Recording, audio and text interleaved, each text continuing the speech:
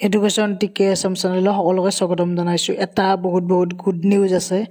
এই গুড নিউজটো হ'ল যে আমাৰ হাইস্কুলৰ যিখিনি প্ৰধান শিক্ষক পদৰ বাবে যোগ্যতা লাভ কৰিব বিজ্ঞানৰ স্নাতক শিক্ষকে, এতিয়া যিবোৰ হাইস্কুল আছে তাতে এতিয়া প্ৰধান শিক্ষক হ'ব পাৰিব। বিজ্ঞান যিখিনি ছায়েন্সৰ আমাৰ স্নাতক শিক্ষক আছে সেইখিনি।